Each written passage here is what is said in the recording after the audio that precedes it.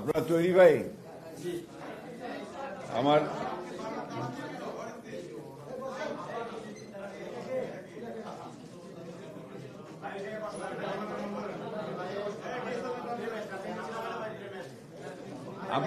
আপনারা আগে স্থির হয়ে যান।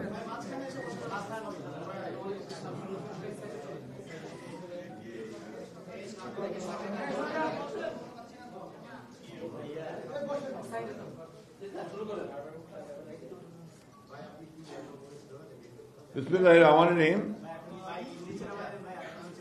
প্রিয় সাংবাদিক বন্ধুগণ, আসসালামু আলাইকুম। আমরা গতকাল আমাদের জাতীয় স্থায়ী কমিটির সভা অনুষ্ঠিত হয়েছে গতকাল রাতে। এই সভায় কয়েকটি অত্যন্ত গুরুত্বপূর্ণ বিষয়ে আমরা আলোচনা করেছি। এই বিষয়গুলো নিয়ে আমি আপনাদের সঙ্গে শুধুমাত্র যে বিষয়গুলো আলোচনা হয়েছে সেই বিষয়গুলো উল্লেখ করব, বাকি কথাগুলো আমি আপনাদের সামনে যে কথাগুলো আছে সেগুলো তুলব, কিন্তু বিস্তারিত আলোচনা নিয়ে আপনার তথ্য নিয়ে পরে আরো দুটো আপনার প্রেস কনফারেন্সে আমরা যাব। সেই জন্য আমি আজকে খুব সংক্ষেপে আপনাদের সামনে আমাদের বিষয়গুলো নিয়ে আসছি। প্রথমটি হচ্ছে যে আপনার আমাদের সভাপতিত্ব করেছেন আমাদের জাতীয় স্থায়ী কমিটির এই সভার আমাদের দলের ভারপ্রাপ্ত চেয়ারম্যান জনাব তারেক রহমান সাহেব। উপস্থিত ছিলেন প্রায় সবাই, ডক্টর খন্দকার মোশাররফ হোসেন, ব্যারিস্টার জমিউদ্দিন সরকার, মির্জা আব্বাস, অনলাইনে ছিলেন ডক্টর আব্দুল মঈন খান, জনাব নজরুল ইসলাম খান, আমি নিজে, জনাব আমির খসরু মাহমুদ চৌধুরী, জনাব সালাউদ্দিন আহমেদ, বেগম সেলিমা রহমান, জনাব ইকবাল হাসান মাহমুদ টুকু, মেজর অবসরপ্রাপ্ত হাফিজউদ্দিন আহমদ বীর বিক্রম, অধ্যাপক ডক্টর এম জাহিদ হোসেন, উনিও অনলাইনে ছিলেন। সভায় আমরা এই সাইবার সুরক্ষা অধ্যাদেশ যেটা আপনার খসড়া করা হয়েছে, এই খসড়াটা নিয়ে আমরা আলোচনা করেছি এবং বিস্তারিত আলোচনা হয়েছে। এটা সম্পর্কে আরো বিস্তারিত তথ্য নিয়ে আগামী দু একদিনের মধ্যেই আমাদের একটা প্রেস কনফারেন্স আমরা আলাদাভাবে এটা অনুষ্ঠান করব। এটা আমাদের ডক্টর মঈন খানকে প্রধান করে প্রফেসর এ কে মহিদুজ্জামান এবং ব্যারিস্টার কাসেম কামাল সহ একটা কমিটি গঠন করা হয়েছে। তারা এই বিষয়টার উপর একটা পেপার রেডি করবেন, সেটা নিয়ে আমরা আবার আপনাদের সামনে আসব। তৃতীয় আলোচনা যেটা হয়েছে এটা হচ্ছে যে প্রধান উপদেষ্টার যে বক্তব্য, এটা অনেক পুরনো বিষয় হয়ে গেছে ইতিমধ্যে। বিশেষ করে নির্বাচন বিষয়ে যে বক্তব্য ছিল যে বছরের শেষের দিকে অথবা আপনার পরবর্তী বছরে অর্থাৎ 26-এর মাঝামাঝি সময়ে এই বিষয় নিয়ে আলোচনা হয়েছে, অনেক দীর্ঘক্ষণ আলোচনা হয়েছে। আমরা মনে করি যে এত বিলম্বিত করার কোনো কারণ নেই। মনে করি এখন যেহেতু আপনার নির্বাচন কমিশন গঠন হয়ে গেছে এবং আপনার মোটামুটি একটা স্টেবিলিটি এসছে আপনার গভর্নেন্সের মধ্যে, গভর্নমেন্টের মধ্যে, সেই ক্ষেত্রে এই নির্বাচন অনুষ্ঠানের জন্য আমার মনে হয় যে আপনার বোধহয় এই মাসেই বোধহয় আপনার নির্বাচন সংস্কার সংক্রান্ত যে কমিটি, সেটার মধ্যে রিপোর্ট এসে যাবে, কালকে দেবে। সুতরাং আমার মনে হয় না যে এটা আমরা আরো বিলম্বিত করার প্রয়োজন আছে, কারণ যত বিলম্ব হচ্ছে তত রাজনৈতিক এবং বারবার করে বলছি যে আসলে নির্বাচিত সরকারের কোনো বিকল্প নেই। এটা গণতন্ত্রে এটাই হচ্ছে সবচেয়ে ইম্পর্টেন্ট বিষয়। তো সেই ক্ষেত্রে আমরা মনে করি যে এই বছরই মাঝামাঝি সময় অর্থাৎ আপনার জুলাই আগস্ট এর মধ্যেই নির্বাচন সম্ভব, এবং আমরা এই কারণেই আমরা সরকারকে আহ্বান জানাচ্ছি, নির্বাচন কমিশনকে আহ্বান জানাচ্ছি এবং রাজনৈতিক দলগুলির প্রতি আহ্বান জানাচ্ছি যে দেশের বৃহত্তর স্বার্থে এই বছরের মাঝামাঝি সময় নির্বাচন অনুষ্ঠানের জন্য আমরা ব্যবস্থা নিতে পারি। এরপরে আপনার আমাদের এক অত্যন্ত গুরুত্বপূর্ণ বিষয়ে আলোচনা হয়েছে, সেটি হচ্ছে যে দ্রব্যমূল্যের ক্রমাগত যে ঊর্ধ্বগতি, এই ঊর্ধ্বগতিতে আমরা একদিকে নিত্য প্রয়োজনীয় দ্রব্যাদির মূল্য বৃদ্ধি, ক্রমবর্ধমান মুদ্রাস্ফীতি, অন্যদিকে ভ্যাট ও অন্যান্য করের হার বৃদ্ধি অর্থনীতির নেতিবাচক প্রভাব ফেলবে বলে সবাই মনে করে। এ বিষয়ে একটা বিস্তারিত তথ্য সম্বলিত সংবাদ সম্মেলন অনুষ্ঠানের সিদ্ধান্ত হয়েছে। জনাব আমির খসরু মাহমুদ চৌধুরীকে আহ্বায়ক করে আপনার আমাদের চেয়ারপারসন উপদেষ্টা জনাব ইসমাইল জাবিউল্লাহকে নিয়ে একটি কমিটি হয়েছে। ইনারা অবিলম্বে অর্থাৎ আগামী এক সপ্তাহের মধ্যেই তারা এই বিষয়ে একটা প্রতিবেদন দেবেন, যেটা নিয়ে আমরা আবার আপনাদের সামনে আসব।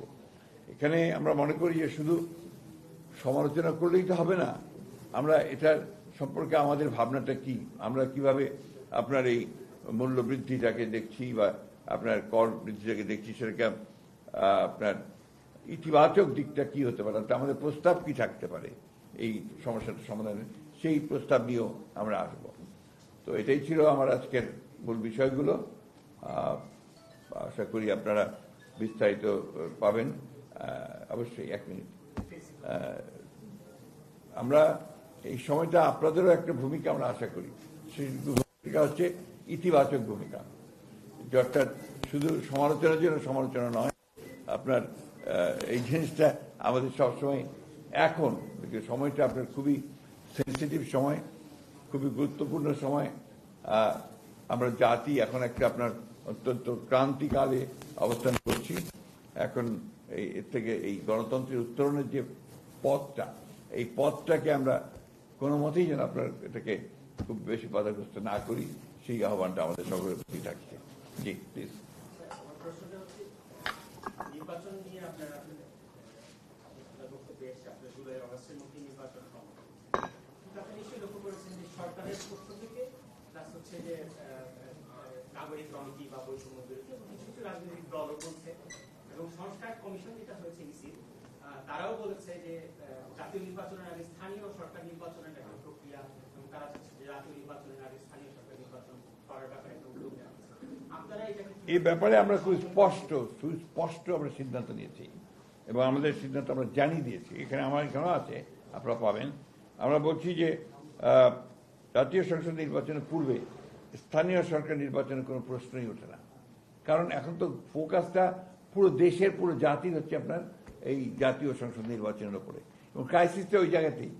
গত 3টা নির্বাচন হতে পারেনি, এবং মানুষ সেই জন্যই তারা নির্বাচনের মধ্য দিয়েই যে গণতন্ত্রের উত্তরণের যে পথ, সেটাকে তারা সুগম করতে চায়।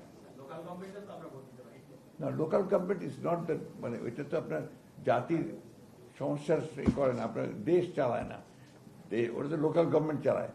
দেশ চালায় কিন্তু আপনার জাতীয় সংসদ, আইন করা জাতীয় সংসদ। গণতন্ত্রের মূল বিষয়টাই কিন্তু হচ্ছে আপনার জাতীয় সংসদ। এটা যদি ফাংশনাল হয়, এটা যদি ইফেক্টিভ হয়, তাহলে গণতন্ত্র ফাংশনাল হয়, ইফেক্টিভ হয়, তাই না? জি, এক সেকেন্ড বলেন, আপনি বলেন, তারপরে ওনার প্রশ্ন আছে বোধ হয়। একটা সেকেন্ড, এই সম্পর্কে একটা যৌক্তিক বিষয়। লোকাল গভর্নমেন্ট তো বাংলাদেশের স্থানীয় পর্যায়ে, এবং দুনিয়ার সব দেশেই 2টা স্তর, একটা হচ্ছে কেন্দ্রীয় আর একটা হচ্ছে লোকাল। তো আমাদের লোকাল গভর্নমেন্টের মূল ভিত্তিটা কোথায়? ইউনিয়ন পরিষদে। এখন দেখেন, এই সরকার তো আজকে 5 মাসের মধ্যে ইউনিয়ন পরিষদটা বাতিলও করে না। কাজে এখানে যে লোকাল গভর্নমেন্টের নির্বাচন করব, ইউনিয়ন পরিষদ বাদ দিয়ে তারপরে তো উপরের দিকে পৌরসভা বলুন, উপজেলা বলুন, সেটা তো আরো উপরে। কাজে একদম তৃণমূলের যে লোকাল গভর্নমেন্ট, সেটা তো হচ্ছে ইউনিয়ন পরিষদ। তো সেই ইউনিয়ন পরিষদ যদি বাতিলই না করা হয়ে থাকে, তাহলে সেখানে নির্বাচন কিভাবে হবে? আর নির্বাচনের জন্য কতগুলো ফর্মালিটিস আছে, তো যেমন ভোটার লিস্ট রেডি। এটা শুধু যে আপনার বেশি দিন লাগার কথা, 1 মাসের মধ্যেই আপনার যদি হালনাগাদ কেউ করতে চায় সেটা করতে পারবে, এটাও ঘোষণা আছে। এরপরে আপনার হচ্ছে যে সব ফর্ম করা, নির্বাচনের প্রিসাইডিং অফিসার, এটা করতে আপনার 1-2 মাসের বেশি সময় লাগার কথা না। সুতরাং সবই তো তৈরি আছে, এবং নির্বাচন কমিশনও বলেছে যে আমরা রেডি, নির্বাচন করার জন্য আমরা তৈরি আছি, এবং তারা জাতীয় সংসদ নির্বাচন করার জন্যই তৈরি আছে, এবং তারা পরিষ্কার করে বলে দিয়েছে যে 2টো নির্বাচন একসাথে সম্ভব না। সুতরাং এটা আজকে জাতির স্বার্থে আমাদের মাঝে মাঝে আমি নিজে অবাক হই, আমরা অবাক হই আর কি, যে এরকম একটা ক্রিটিক্যাল মোমেন্টে জাতীয় সংসদ নির্বাচন ছাড়া অন্য নির্বাচন করার চিন্তাটা আসে কোত্থেকে? এটা গেল 1 নম্বর। 2 নম্বর, নির্বাচন পেছানোর চিন্তাটাই বা আসে কোত্থেকে? কারণ এটা তো আপনার একদম প্রথম ব্যাপার। আপনি দেশকে যদি রেল লাইনের উপর ঠিক তুলতে চান, সংস্কার তো আছে, সংস্কার চলমান প্রক্রিয়া। আমরাই যে সংস্কারের সবচেয়ে বড় আপনার মানে আমরা তৈরি করেছি, আমরাই আগে দিয়েছি। সেই কবে 2016-তে আমরা আপনার ভিশন দিয়েছি, আমরা 22 সালে আপনার 31 দফা দিয়েছি। প্রতিটি আপনার দফার মধ্যে তো সংস্কার, আর সংস্কার চলমান প্রক্রিয়া। আমরাই তো সবচেয়ে বেশি সংস্কার করেছি। এক এক এক এক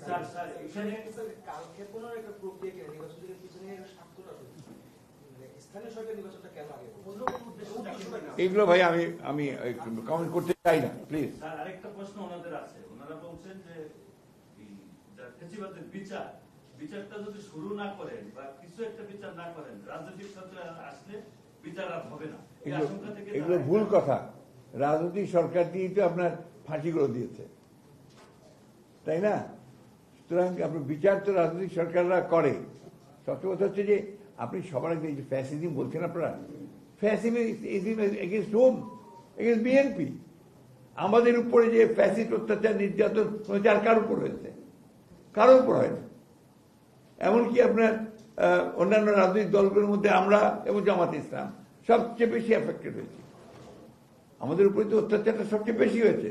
তা আমরা ফ্যাসিস্টদের বিচার করবো না তো কে বিচার করবে? আর যদি আমরা ক্ষমতায় আসি, কে করবে? আর যেটা শুরু হয়েছে, এখান থেকে সরে যাওয়ার কারো কোনো উপায় নেই।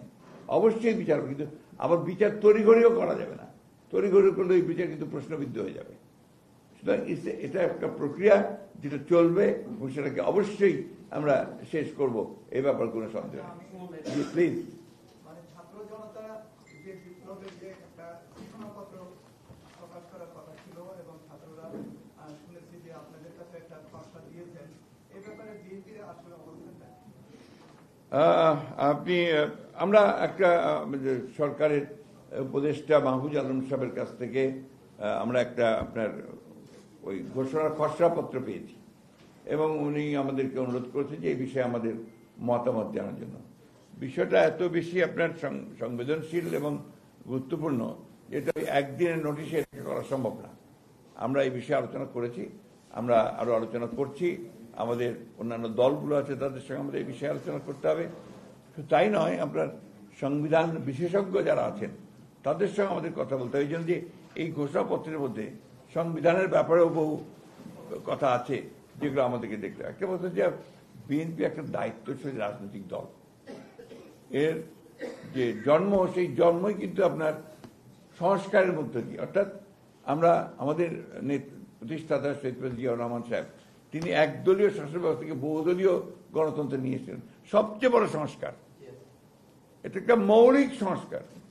One party system to multi party system, একটা ক্লোজড পলিটিক্যাল সিচুয়েশন থেকে একটা ওপেন পলিটিক্যাল সিচুয়েশন।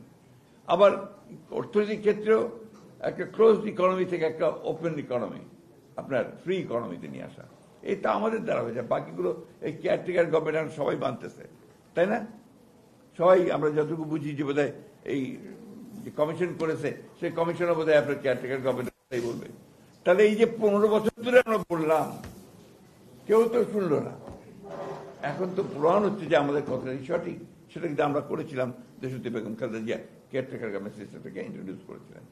এই বিষয়গুলো আছে। আমরা পুরো সবসময় আগে তো বলছি, সংস্কার একটা চলমান প্রক্রিয়া, প্রতিদিন প্রতি মুহূর্তে বদলাতে পারে, চেঞ্জ হতে পারে।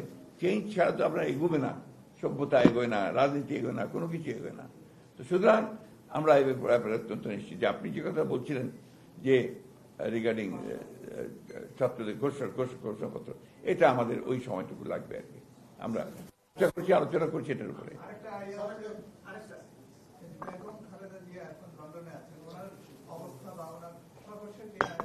আপনারাই আজকে রিপোর্ট করেছেন যে উনি বেটার, উনি হাঁটছেন। আপনাদের পত্রিকাতেই দেখলাম আমি আজকে সকালে।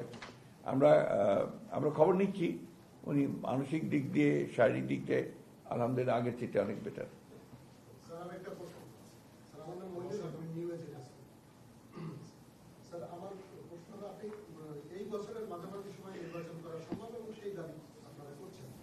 আপনাদের যে সমমনা দলগুলো আছে তাদের সাথে আপনারা কিছুদিন ধরে বৈঠক করছেন, তো সমস্ত দল এই বিষয়ে তাদের মতামত কি দিয়েছে? সবাই কি আপনারা আমাদের দলের জি বলছিলেন যে এই যে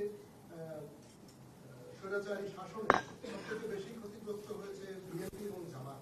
যে আমরা ইলেকশন প্রশ্নে দেখছি বিএনপি এবং জামাতের মধ্যে এক ধরনের দূরত্ব আছে সময় নিয়ে। এই দূরত্বটা তৈরি হয়ে গেল তারা দীর্ঘদিন। না, এটা আপনার হতেই পারে। এটা হচ্ছে যে না, আপনার প্রত্যেকটি রাজনৈতিক দলের তাদের সক্রিয়তা আছে, তাদের চিন্তা ভাবনা আছে, তাই না? তো আমরা মনে করি, আমি তো আপনাকে বললাম যে এই কারণে এটা নির্বাচনটা দ্রুত করা সম্ভব, অসম্ভব কিছু না। দ্বিতীয়ত হচ্ছে যে জামাতে ইসলাম তাদের নিজস্ব দৃষ্টিভঙ্গিতে বলেছেন, আমরা আমাদের দৃষ্টিভঙ্গি হয়েছি। আমাদের সঙ্গে যারা যুগপথ আন্দোলন করেছেন তাদের সকলের সঙ্গে আমরা কথা বলছি, ইতিমধ্যে বলেছি, প্রত্যেকেই তারা একমত যে নির্বাচন দ্রুত হওয়া দরকার। সুতরাং এই ব্যাপারে কোনো দ্বিমত আমাদের মধ্যে নেই। সমমনা দলগুলো কি একমত স্যার? ও সমমনা দলের কথাই তো বললাম। সমমনা দল আমাদের যারা যুগপথ আন্দোলন করছেন, বা আপনার বাম দল, ডান দল যতগুলো আছে সবাই ইতিমধ্যে, আপনি দেখেছেন কমিউনিস্ট পার্টি ইতিমধ্যেই তারা স্টেটমেন্ট দিয়েছে। আমরা যদিও আমাদের সঙ্গে নাই, তারপর কিন্তু ওনারাও স্টেটমেন্ট দিয়েছেন। আর জামাত ইসলাম যে ইলেকশন পার্থক্য খুব বেশি আছে তো দেখি না। গত কয়েকদিন আগেও তো উনি বলেছেন যে দ্রুত ইলেকশন নির্বাচন করা দরকার, আগে জাতীয় সংসদ নির্বাচন করা দরকার। তো পার্থক্য তো দেখছি না, এর মধ্যে হয়নি ভাই।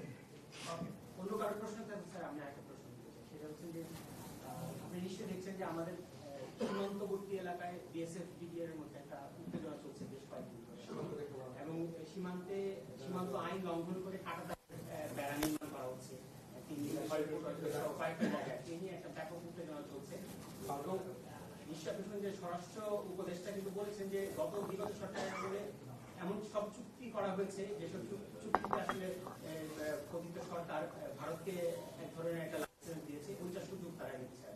এই নিয়ে আপনারা আসলে জিনিসটা কি? না, আমরা তো প্রথম থেকে বলে আসছি না যে ভারতের সঙ্গে আমাদের যে চুক্তিগুলো আছে সেই চুক্তিগুলোকে জনসম্মুখে উপস্থিত করা উচিত। এমনিতে পার্লামেন্টে করা উচিত ছিল, কিন্তু সেটা জনসম্মুখে উপস্থিত করা উচিত। এবং কোনো চুক্তি গ্রহণযোগ্য হতে পারে না যেটা বাংলাদেশের স্বার্থের বিরুদ্ধে যাবে। এটা কোনো মতেই আপনার বাংলাদেশের মানুষ সেটা মেনে নেবে না। আর আমি ধন্যবাদ দিই আপনার আমাদের বর্তমান অন্তর্বর্তীকালীন সরকারকে, তারা এই ব্যাপারের উপরে অত্যন্ত শক্ত একটা স্ট্যান্ড নিয়েছেন, যেটা বাংলাদেশের জন্য সম্মানজনক। Thank you.